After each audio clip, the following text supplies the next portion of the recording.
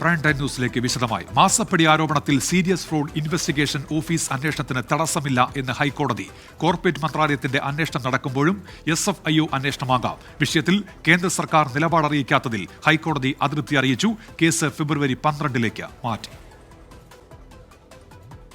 Janapaksham secular നേതാവ് ഷോൺ ജോർജ് നൽകിയ ഹർജിയിലാണ് ഹൈക്കോടതി നിരീക്ഷണം.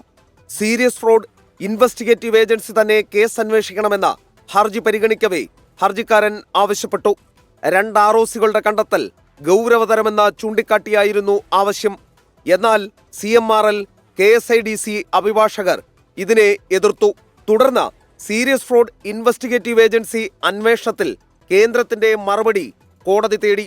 നേരത്തെ കേന്ദ്രത്തോട് അഭിപ്രായം ആരാഞ്ഞതാണെന്നും വൈകിപ്പിക്കൽ എന്തിനെന്നും കോടതി തുറന്നടിച്ചു. ഇതിനിടെയാണ് സീരിയസ് ഫ്രോഡ് ഇൻവെസ്റ്റിഗേഷൻ ഓഫീസ് അന്വേഷണത്തിന് തടസ്സമില്ലെന്നും കോർപ്പറേറ്റ് മന്ത്രാലയത്തിന്റെ അന്വേഷണം നടക്കുമ്പോഴും SFIO അന്വേഷണമാകാമല്ലോ എന്നും കോടതി നിരീക്ഷിച്ചത്. പിന്നാലെ 2 ആഴ്ച സമയം നൽകണമെന്ന് കേന്ദ്രം ആവശ്യപ്പെട്ടു. കേസ് ഫെബ്രുവരി 12 വീണ്ടും പരിഗണിക്കും. എസ് ശ്രീകാന്ത്, 24, കൊച്ചി. ഭൂമി ഏറ്റെടുക്കാൻ കളക്ടറുടെ അനുമതി.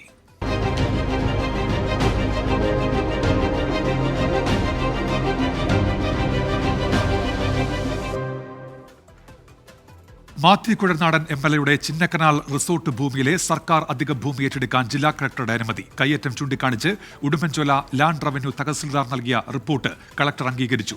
1 ഇഞ്ച് പോലും കയ്യേറിയിട്ടില്ലെന്നും ഭയപ്പെടുത്താനാണ് സർക്കാർ ശ്രമമെങ്കിൽ പിന്നോട്ടില്ലെന്നും മാത്യു കുഴൽനാടൻ പ്രതികരിച്ചു.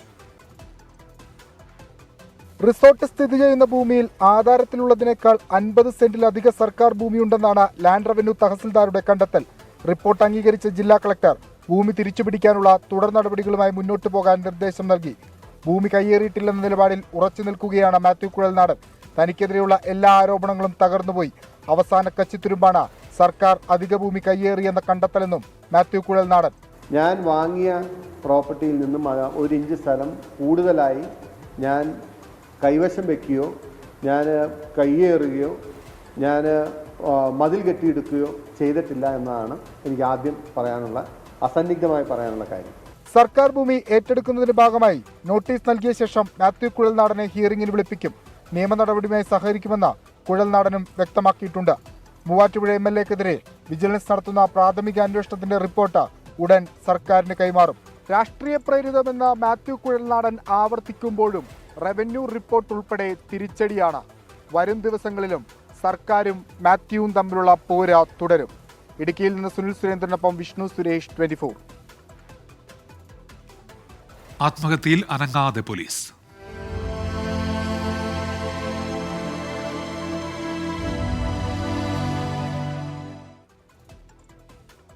മകളുടെ ആത്മഹത്യയിൽ ഡെപ്യൂട്ടി ഡയറക്ടർ ഓഫ് പ്രോസിക്യൂഷനും സഹപ്രവർത്തകനായ APPയ്ക്കും പങ്കെന്ന് കൊല്ലം പരവൂരിലെ അസിസ്റ്റന്റ് പബ്ലിക് പ്രോസിക്യൂട്ടർ S. അനീഷയുടെ മാതാവ് 24നോട്. കുറ്റക്കാരെ നിയമത്തിന്റെ മുന്നിൽ കൊണ്ടുവരുമെന്നാണ് പ്രതീക്ഷയെന്ന് അനീഷയുടെ സഹോദരൻ അനൂപ് പറഞ്ഞു. സംഭവം പ്രത്യേക സംഘത്തെ കൊണ്ട് അന്വേഷിപ്പിക്കണമെന്നാവശ്യപ്പെട്ട് മുഖ്യമന്ത്രിക്ക് പ്രതിപക്ഷ നേതാവ് കത്തയച്ചു. കൊല്ലം പരവൂരിലെ അസിസ്റ്റന്റ് പബ്ലിക് പ്രോസിക്യൂട്ടർ S. അനീഷയുടെ ആത്മഹത്യയിൽ ഡെപ്യൂട്ടി ഡയറക്ടർ ഓഫ് പ്രോസിക്യൂഷനും സഹപ്രവർത്തനായ APPയ്ക്കുമെതിരെ ഗുരുതര ആരോപണമാണ് കുടുംബം ഉന്നയിക്കുന്നത്. മകളെ വിളിച്ചു വരുത്തി ഈ മാസം 19 ഡെപ്യൂട്ടി ഡയറക്ടർ ഓഫ് പ്രോസിക്യൂഷൻ അപമാനിച്ചുവെന്നും മാനസികമായി പീഡിപ്പിച്ചുവെന്നും അനീഷയുടെ മാതാവ് 24നോട് പറഞ്ഞു. കൊല്ലത്തുള്ള DDPയുടെ കാര്യമാണ് എന്നോട് പറഞ്ഞത്. ആ DDP അന്ന് ഒരുപാട് ആക്ഷേപിക്കുകയും മാനസികമായിട്ട് തകർത്ത് കളയും. അന്നത്തെ ദിവസമാണ് അവള് തീർത്തും തകർന്നു പോയത്. അവർക്ക് ജോലി ചെയ്യാൻ വയ്യാത്തോണ്ട് അവർ മുങ്ങി നടക്കും. ഞങ്ങൾക്ക് നീതി കിട്ടണം. ഇങ്ങനെ എൻ്റെ കൊച്ചിനെ ഉപദ്രവിച്ചവർക്ക് അതിന് ശിക്ഷ കിട്ടണം. ഓഫീസിൽ നിന്ന് കടുത്ത മാനസിക സമ്മർദ്ദവും മകൾ അനുഭവിച്ചിരുന്നു. സഹോദരിക്ക് ഏൽക്കേണ്ടി വന്നത് ഗുരുതര മാനസിക പീഡനമെന്ന് സഹോദരൻ അനൂപും പറഞ്ഞു. കുറ്റക്കാരെ നിയമത്തിന് മുമ്പിൽ കൊണ്ടുവരുമെന്നാണ് പ്രതീക്ഷയെന്നും സഹോദരൻ. നമ്മളിതിന്റെ ഒരു പോസിറ്റീവ് റിസൾട്ടിന് വേണ്ടിയിട്ട് വെയിറ്റ് ചെയ്യുകയാണ്. പോലീസ് സിൻസിയറായിട്ട് തന്നെ ഇതിന് ആത്മാർത്ഥമായി ഇടപെടുകയും ഇതിന് ഉത്തരവാദിത്തപ്പെട്ടവരെ തക്കതായ ശിക്ഷ വാങ്ങിക്കൊടുക്കുകയും ചെയ്യുമെന്ന് നമ്മൾ വിശ്വസിക്കുന്നു. അതേസമയം സംഭവത്തിലെ അന്വേഷണത്തിന് പ്രത്യേക സംഘത്തെ നിയോഗിക്കണമെന്നാവശ്യപ്പെട്ട് പ്രതിപക്ഷ നേതാവ് മുഖ്യമന്ത്രിക്ക് കത്തയച്ചു. സംഭവം സർക്കാർ അതീവ ഗൗരവത്തോടെ കാണണമെന്നും പ്രതിപക്ഷ നേതാവ് ആവശ്യപ്പെട്ടു. ആത്മഹത്യയിൽ ആരോപണ വിധേയരായ മേലുദ്യോഗസ്ഥരെ സസ്പെൻഡ് ചെയ്യണമെന്നാവശ്യപ്പെട്ട് കൊല്ലം ബാർ അസോസിയേഷന്റെ നേതൃത്വത്തിൽ കോടതി നടപടികൾ ബഹിഷ്കരിച്ചു. സംഭവത്തിൽ പോലീസ് അന്വേഷണവും തുടരുകയാണ്. 24 കൊല്ലം. ഭിന്നശേഷിക്കാരന്റെ ആത്മഹത്യയിൽ ഇടപെട്ട് ഹൈക്കോടതി.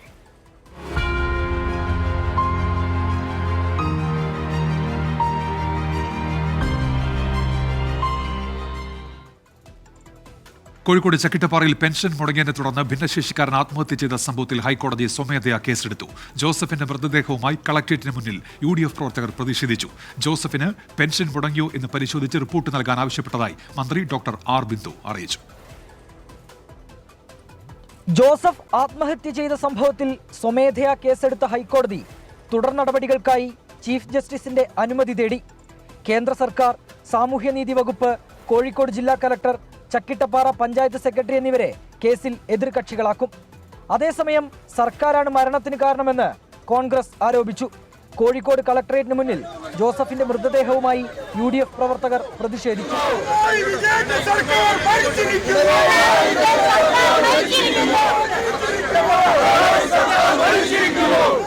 ജോസഫിന്റെ ആത്മഹത്യയിൽ സർക്കാർ മറുപടി പറയണമെന്ന് MK രാഘവൻ MP. സത്യം പറഞ്ഞാൽ കേരളത്തിലെ ഗവൺമെന്റിന്റെ കെടുകാര്യസ്ഥതയുടെ പരാജയത്തിന്റെ ഏറ്റവും വലിയ തെളിവായി ഇത് കാണേണ്ടിയിരിക്കുന്നു. നൂറുകണക്കിന് ആളുകൾ കേരളത്തിൽ ആത്മഹത്യ ചെയ്തുകൊണ്ടിരിക്കുന്നു. അതിന്റെ കാരണം കേരളം ഭരിക്കുന്ന ഗവൺമെന്റാണ്. ജോസഫിന്റെ വീട് സന്ദർശിച്ച BJP സംസ്ഥാന അധ്യക്ഷൻ K സുരേന്ദ്രൻ സമഗ്ര അന്വേഷണം വേണമെന്നാവശ്യപ്പെട്ടു. ആത്മഹത്യ ചെയ്യേണ്ടി വരുമെന്നുള്ള മുന്നറിയിപ്പ് നൽകിയിട്ടും ഒരാൾ പോലും അദ്ദേഹത്തിന്റെ കാര്യത്തിൽ തിരിഞ്ഞു നോക്കാനുണ്ടായിരുന്നില്ല. ശരിയായ അന്വേഷണം വേണം ഈ മരണത്തെ സംബന്ധിച്ച്. അദ്ദേഹത്തിന്റെ അവസാനത്തെ ആത്മഹത്യാക്കുറിപ്പിൽ എന്താണുള്ളത്? ആളുകൾക്ക് സംശയമുണ്ട്. കഴിഞ്ഞ മാസം പെൻഷൻ ഒരു ഗഡു നൽകിയിരുന്നെന്നും ഇത് ജോസഫിന് ലഭിച്ചോ എന്ന് പരിശോധിക്കുമെന്നും മന്ത്രി ആർ ബിന്ദു. അതിനിടെ കളക്ടറുടെ ചേംബർ ഉപരോധിച്ച് പ്രതിഷേധിച്ച യൂത്ത് ലീഗ് പ്രവർത്തകരെ പോലീസ് അറസ്റ്റ് ചെയ്ത് നീക്കി.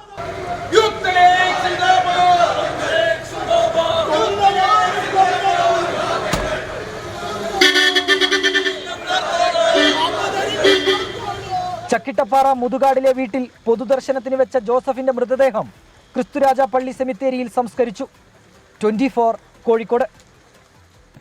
പാലാ നഗരസഭയിലെ എയർപോർട്ട് മോഷണം രാഷ്ട്രീയ വിവാദമാകുന്നു. എയർപോർട്ട് മോഷ്ടിച്ചത് CPIM കൗൺസിലർ ബിനു പുളിക്കക്കണ്ടമാണെന്ന് കേരള കോൺഗ്രസ് മാണി വിഭാഗം അംഗങ്ങൾ ആരോപിച്ചു. തനിക്കെതിരായ ആരോപണങ്ങൾക്ക് പിന്നിൽ ജോസ് കെ മാണിയാണെന്നും രാഷ്ട്രീയ പകപോക്കലാണെന്നും ബിനു പുളിക്കക്കണ്ടം 24നോട് പറഞ്ഞു. വിവരങ്ങളുമായി ടോബി ജോൺസൺ ഇപ്പോൾ ചേരുന്നുണ്ട്. ടോബി, ഇത് ദിവസങ്ങളായി നഗരസഭാ കൗൺസിലിൽ ഉന്നയിക്കുന്നത് നാം കേട്ടിരുന്നു.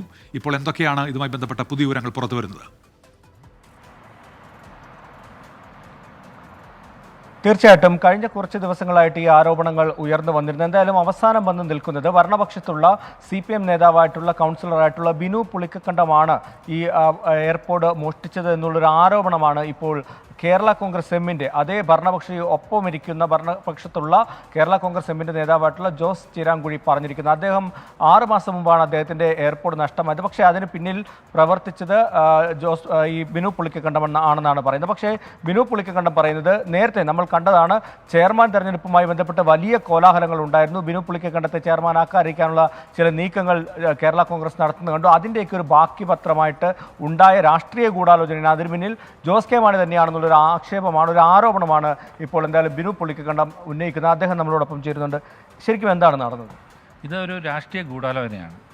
കാരണം 6 മാസങ്ങൾക്ക് മുമ്പ് നഷ്ടപ്പെട്ടു എന്ന് പറയുന്ന ഐപോഡ് കേവലം 4 ദിവസങ്ങൾക്ക് മുമ്പ് കൗൺസിലിൽ ഒരു കത്തായിട്ട് കൊടുക്കുന്നു.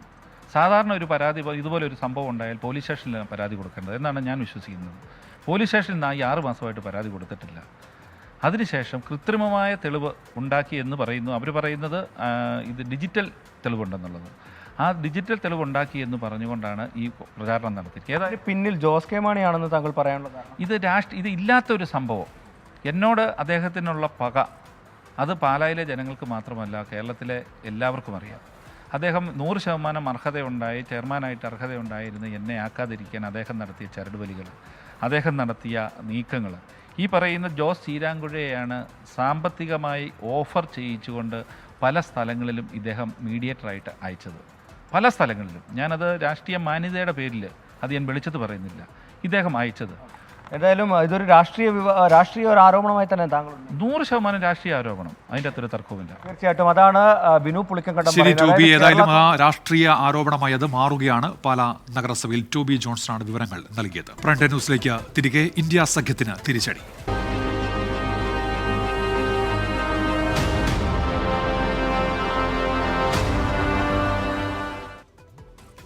പശ്ചിമ ബംഗാളിൽ ഇന്ത്യ സഖ്യത്തിന് തിരിച്ചടി. കോൺഗ്രസുമായി തൃണമൂൽ സഖ്യത്തിന് ഇല്ലെന്നും ഒറ്റയ്ക്ക് മത്സരിക്കുമെന്നും മുഖ്യമന്ത്രി മമതാ ബാനർജി വ്യക്തമാക്കി. ഭാരത് ജോഡോ യാത്രയിലേക്ക് തന്നെ ക്ഷണിച്ചില്ല എന്ന മമതയുടെ ആരോപണം കോൺഗ്രസ് നേതൃത്വം തള്ളി. പ്രശ്നങ്ങൾ ചർച്ചയിലൂടെ പരിഹരിക്കാൻ കഴിയുമെന്ന് ജയറാം രമേശ് പ്രതികരിച്ചു. പഞ്ചാബിൽ കോൺഗ്രസുമായി സഖ്യമില്ലെന്ന് ആം ആദ്മി പാർട്ടി വ്യക്തമാക്കി. ലോക്സഭാ തിരഞ്ഞെടുപ്പ് അടുത്തു നിൽക്കെ ഇന്ത്യ സഖ്യത്തിന് തിരിച്ചടിയാണ് മമതാ ബാനർജിയുടെ പ്രഖ്യാപനം. തൃണമൂൽ കോൺഗ്രസ് മുന്നോട്ട് വെച്ച നിർദ്ദേശങ്ങൾ തള്ളിയ കോൺഗ്രസുമായി സഖ്യത്തിനില്ല. തൃണമൂൽ ഒറ്റയ്ക്ക് BJPയെ നേരിടുമെന്നും മമതാ ബാനർജി പറഞ്ഞു. ദേശീയ തലത്തിലെ സഖ്യത്തിന്റെ കാര്യം തെരഞ്ഞെടുപ്പിന് ശേഷം തീരുമാനിക്കുമെന്ന് പറഞ്ഞ മമത ഭാരത് ജോഡോ ന്യായയാത്രയിലേക്ക് തന്നെ ക്ഷണിച്ചില്ലെന്നും ആരോപിച്ചു. ഇക്കാര്യം തള്ളിയ കോൺഗ്രസ് നേതാവ് ജയറാം രമേശ് പ്രശ്നങ്ങൾ ചർച്ചയിലൂടെ പരിഹരിക്കാമെന്ന പ്രത്യാശ പ്രകടിപ്പിച്ചു. ബംഗാളിൽ കോൺഗ്രസിന് പരമാവധി 3 സീറ്റുകൾ നൽകാമെന്നും പകരം അസമിലും മേഘാലയയിലുമായി 3 സീറ്റുകൾ വിട്ടു നൽകണമെന്നുമുള്ള ഉപാധി കോൺഗ്രസ് ബംഗാൾ നേതൃത്വം തള്ളിയിരുന്നു. ഒറ്റയ്ക്ക് മത്സരിക്കാൻ കോൺഗ്രസിന് അറിയാമെന്ന PCC അധ്യക്ഷൻ അധിർ രഞ്ജൻ ചൗധരിയുടെ പ്രസ്താവനയ്ക്ക് പിന്നാലെയാണ് സഖ്യമില്ലെന്ന മമതയുടെ നിലപാട്. പഞ്ചാബിൽ കോൺഗ്രസുമായി ആം ആദ്മി പാർട്ടിക്ക് സഖ്യമില്ലെന്ന് മുഖ്യമന്ത്രി ഭഗവത് മാൻ വ്യക്തമാക്കി. 24 ഡൽഹി. പശ്ചിമബംഗാൾ മുഖ്യമന്ത്രി മമതാ ബാനർജിക്ക് വാഹനാപകടത്തിൽ പരിക്ക്. മമത സഞ്ചരിച്ചിരുന്ന ഔദ്യോഗിക വാഹനം മറ്റൊരു വാഹനവുമായി കൂട്ടിയിടിക്കുന്നത് ഒഴിവാക്കാൻ ബ്രേക്ക് ചെയ്തപ്പോഴാണ് പരിക്കേറ്റത്. വാഹനത്തിന്റെ മുൻ സീറ്റിലാണ് മമതാ ബാനർജി ഇരുന്നിരുന്നത്. ബ്രേക്ക് ചെയ്ത സമയത്ത് മമതാ ബാനർജിയുടെ തല വിൻഷീൽഡിൽ ഇടിക്കുകയായിരുന്നു. നെറ്റിയിലും കൈക്കും പരിക്കേറ്റിട്ടുണ്ട്. പരിക്കുകൾ സാരമുള്ളതല്ല എന്നാണ് വിവരം.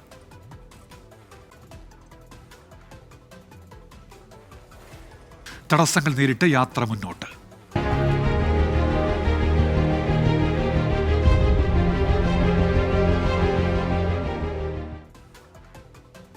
കേസെടുത്തതിനു പിന്നാലെ അസം മുഖ്യമന്ത്രി ഹിമന്ത ബിശ്വ ശർമ്മയ്ക്കെതിരെ ആഞ്ഞടിച്ച് ഭാരത് ജോഡോ ന്യായ് യാത്രയിൽ രാഹുൽ ഗാന്ധി. ആഭ്യന്തരമന്ത്രി അമിത്ഷായുടെ റിമോട്ടിലാണ് ഹിമന്ത പ്രവർത്തിക്കുന്നതെന്ന് രാഹുൽ ഗാന്ധി വിമർശിച്ചു. രാഹുൽ ഗാന്ധി ഭീരു എന്ന പരിഹാസവുമായി ഹിമന്ത ബിശ്വ ശർമ്മയും രംഗത്തെത്തി. രാഹുലിന് മതിയായ സുരക്ഷ ഒരുക്കാൻ അസം പോലീസിന് നിർദ്ദേശം നൽകണമെന്നാവശ്യപ്പെട്ട് AICC അധ്യക്ഷൻ മല്ലികാർജ്ജുൻ ഖർഗെ അമിത്ഷായ്ക്ക് കത്തയച്ചു. രാഹുൽ ഗാന്ധി, KC വേണുഗോപാൽ, കനയ്യകുമാർ എന്നിവർക്കെതിരെ ജാമ്യമില്ലാ വകുപ്പ് ചുമത്തി കേസെടുത്ത അസം പോലീസ് നടപടിയെ നിയമപരമായും രാഷ്ട്രീയമായും നേരിടാനാണ് കോൺഗ്രസിന്റെ തീരുമാനം. ബാർപേട്ടയിലെ യോഗത്തിൽ തനിക്കെതിരെ ഇനിയും കേസെടുക്കാൻ രാഹുൽ ഗാന്ധി ഹിമന്തയെ വെല്ലുവിളിച്ചു.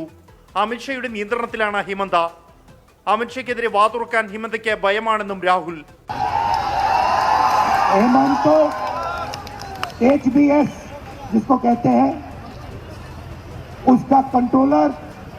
दिल्ली में बैठा है और वो देश का सबसे बड़ा चीफ मिनिस्टर है. കേസെടുത്തതിന് പിന്നിൽ ഗൂഢാലോചനയുണ്ടെന്ന് KC വേണുഗോപാൽ ആരോപിച്ചു. കേസെടുത്തതായിട്ട് പ്രഖ്യാപിക്കുന്ന മുഖ്യമന്ത്രിയാണ് എന്ന് ഞങ്ങളുടെ നേതാവ് പറഞ്ഞിട്ടുണ്ട്. ഇനിയും കേസെടുക്കാൻ വെല്ലുവിളിച്ചിട്ടുണ്ട്. കേസെടുക്കട്ടെ. അപ്പോൾ ഇതൊന്നും കാണിച്ച് പേടിപ്പിക്കേണ്ട കാര്യമില്ല. ഞങ്ങൾ നടത്തും. അസമിൽ രാഹുൽ ഗാന്ധിക്ക് മതിയായ സുരക്ഷ ഉറപ്പാക്കാൻ അസം പോലീസിന് നിർദ്ദേശം നൽകണമെന്നാവശ്യപ്പെട്ട് AICC അധ്യക്ഷൻ മല്ലികാർജ്ജുൻ ഖർഗെ ആഭ്യന്തരമന്ത്രി അമിത്ഷായ്ക്ക് കത്തയച്ചു. രാഹുൽ ഗാന്ധിയെ ഭീരു എന്ന് പരിഹസിച്ച മുഖ്യമന്ത്രി ഹിമന്ത ബിശ്വ ശർമ്മ രംഗത്ത് വന്നു. അക്രമം നടത്താൻ കോൺഗ്രസ് പ്രവർത്തകരെ പ്രേരിപ്പിച്ച ശേഷം രാഹുൽ ഗാന്ധി ബസ് ഉപേക്ഷിച്ച് കാറിൽ ഹജോയിലേക്ക് പോയെന്ന് ഹിമന്ത X അക്കൗണ്ടിലൂടെ പരിഹസിച്ചു. 24 ഡൽഹി. ഇപ്പോൾ ബൽറാം തുടങ്ങാടി ഒരു കാര്യം റിപ്പോർട്ട് ചെയ്യുന്നുണ്ട്. രാഹുൽ ഗാന്ധി അറസ്റ്റ് ചെയ്യുമെന്ന് അസം മുഖ്യമന്ത്രി ഹിമന്ത ബിശ്വ ശർമ്മ. ലോക്സഭാ തെരഞ്ഞെടുപ്പിന് ശേഷം രാഹുലിനെ അറസ്റ്റ് ചെയ്യും. കോൺഗ്രസ് നേതാക്കൾക്കെതിരായ കേസുകൾ അന്വേഷിക്കാൻ പ്രത്യേക അന്വേഷണ സംഘം രൂപീകരിക്കുമെന്നും അസം മുഖ്യമന്ത്രി ഹിമന്ത ബിശ്വ ശർമ്മ പറഞ്ഞതായി ബൽറാം തുടങ്ങാടി റിപ്പോർട്ട് ചെയ്യുന്നുണ്ട്. കർഷക സംഘടനകൾ ഫെബ്രുവരി 16 ഭാരത് ബന്ദിന് ആഹ്വാനം ചെയ്തു. കാർഷിക വിളകൾക്ക് താങ്ങുവില ഉറപ്പാക്കുന്ന നിയമം നടപ്പാക്കിയില്ല എന്നതടക്കമുള്ള വിഷയങ്ങൾ മുൻനിർത്തിയാണ് ബന്ദ് പ്രഖ്യാപിച്ചതെന്ന് ഭാരതീയ കിസാൻ യൂണിയൻ ദേശീയ വക്താവ് രാകേഷ് ടിക്കായത്ത് അറിയിച്ചു. സംയുക്ത കിസാൻ മോർച്ച ഉൾപ്പെടെയുള്ള സംഘടനകൾ ബന്ദിന്റെ ഭാഗമാകുമെന്നും രാകേഷ് ടിക്കായത്ത് വ്യക്തമാക്കി. കർഷക സംഘടനകൾക്ക് പുറമെ വ്യാപാരികൾ, വിളകൾ കയറ്റുമതി ചെയ്യുന്നവർ എന്നിവരും ബന്ദിന് പിന്തുണ പ്രഖ്യാപിച്ചു. ശസ്ത്രക്രിയയിൽ സങ്കീർണത.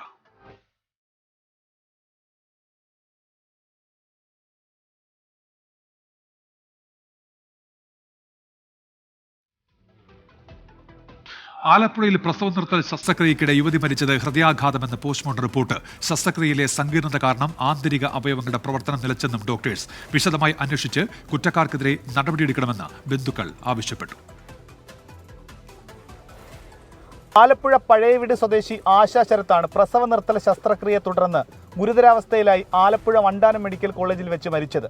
ശസ്ത്രക്രിയക്കിടെയുണ്ടായ വീഴ്ചയാണ് മരണകാരണമെന്ന് ബന്ധുക്കളുടെ ആരോപണത്തിൽ കളക്ടർ ഇടപെട്ടു. വിദഗ്ധ ഡോക്ടേഴ്സിന്റെ സാന്നിധ്യത്തിലായിരുന്നു പോസ്റ്റ്മോർട്ടം. ഇതിലാണ് ബന്ധുക്കളുടെ ആരോപണങ്ങൾ ശരിവെക്കുന്ന തരത്തിലുള്ള പ്രാഥമിക റിപ്പോർട്ട് പുറത്തു വന്നിരിക്കുന്നത്. ഓപ്പറേഷനിൽ സങ്കീർണതകൾ ഉണ്ടായി. എന്തുതരം സങ്കീർണതയാണെന്ന് റിപ്പോർട്ടിൽ വ്യക്തമല്ല. ആന്തരിക അവയവങ്ങളുടെ പ്രവർത്തനം നിലച്ചതും തലച്ചോറിൽ നീർക്കെട്ടുണ്ടായതും ഹൃദയാഘാതത്തിനിടയാക്കി. ശസ്ത്രക്രിയയ്ക്ക് വിധേയാകുന്നതിന് മുൻപായി 2 തവണ നടത്തിയ പരിശോധനകളിൽ യാതൊരു പ്രശ്നങ്ങളും ഉണ്ടായിരുന്നില്ലെന്ന് ബന്ധുക്കൾ പറയുന്നു. ഈ സാഹചര്യത്തിലാണ് വിശദമായ അന്വേഷണം വേണമെന്ന് ബന്ധുക്കളുടെ ആവശ്യം. ഈ സംഭവം ജയിക്കാൻ വേണ്ടിയിട്ട് ഞങ്ങൾക്ക് അങ്ങനെ ഒരു നീതി വേണം. ഈ വരുന്ന ആൾക്കാർക്ക് ഇങ്ങനത്തെ ഇനി ഈ ജീവിതത്തിൽ നമുക്ക് ഇതുപോലത്തെ ഒരു നഷ്ടം ഉണ്ടാകാനായിട്ട് പാടില്ല. അതിനു വേണ്ടിയിട്ടാണ്. പോസ്റ്റ്മോർട്ടത്തിന് നേതൃത്വം നൽകിയ പോലീസ് സർജനെ മെഡിക്കൽ ബോർഡിൽ ഉൾപ്പെടുത്തണം.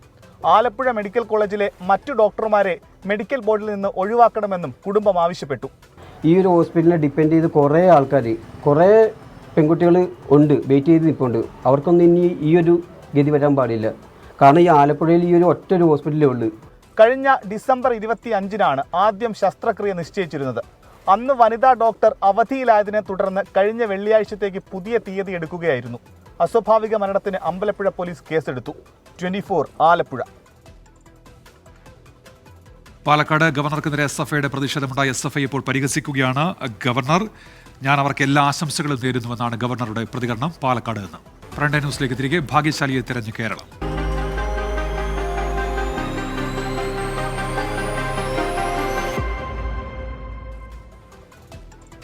സംസ്ഥാന സർക്കാരിന്റെ ക്രിസ്മസ് പുതുവത്സര ബമ്പർ നറുക്കെടുത്തു. പാലക്കാട് ജില്ലയിലെ വിൻസ്റ്റാർ ലോട്ടറി ഏജൻസിയിൽ നിന്ന് തിരുവനന്തപുരത്തെ സബ് ഏജന്റായ ദുരൈരാജിന് കൈമാറിയ XC224091 എന്ന ടിക്കറ്റിനാണ് ഒന്നാം സമ്മാനം.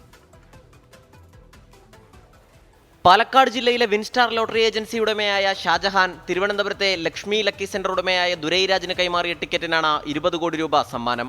2 ഏജൻസികളും വിറ്റ ടിക്കറ്റിന് ഇത്രയും വലിയ തുക സമ്മാനം ലഭിക്കുന്നത് ഇതാദ്യം. ഭാഗ്യശാലിയെ ഇതുവരെ കണ്ടെത്തിയിട്ടില്ലെങ്കിലും പാലക്കാട് വിൻസ്റ്റാർ ലോട്ടറി ഏജൻസിക്ക് മുൻപിൽ പടക്കം പൊട്ടിച്ച് ആഘോഷിച്ചു.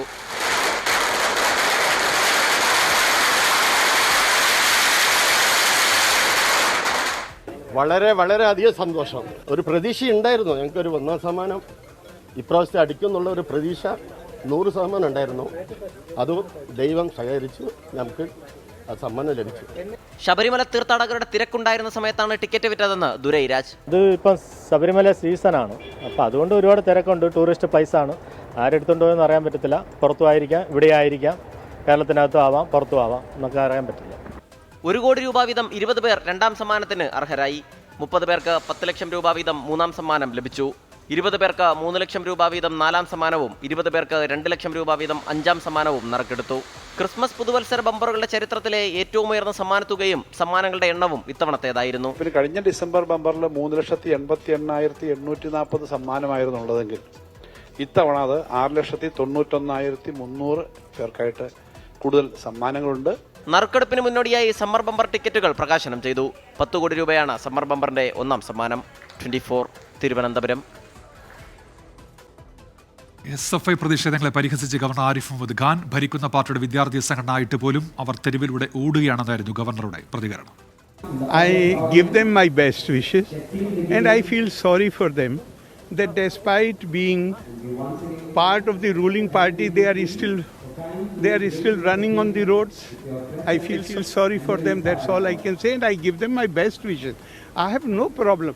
The only problem is when first day I got down from the car, they were hitting the car. They wanted to hit it, they damaged the car. Then I won't sit in the car like a duck. I will come out. Don't hit the car, hit me. I'm ready even today. If they want to hit me, I'm ready to come. But I have no problem with the protest. It's good. ഇപ്പോഴത്തെ കാലാവസ്ഥ സമർപ്പിക്കുന്നത് Berger home shield scientific water proofing solutions.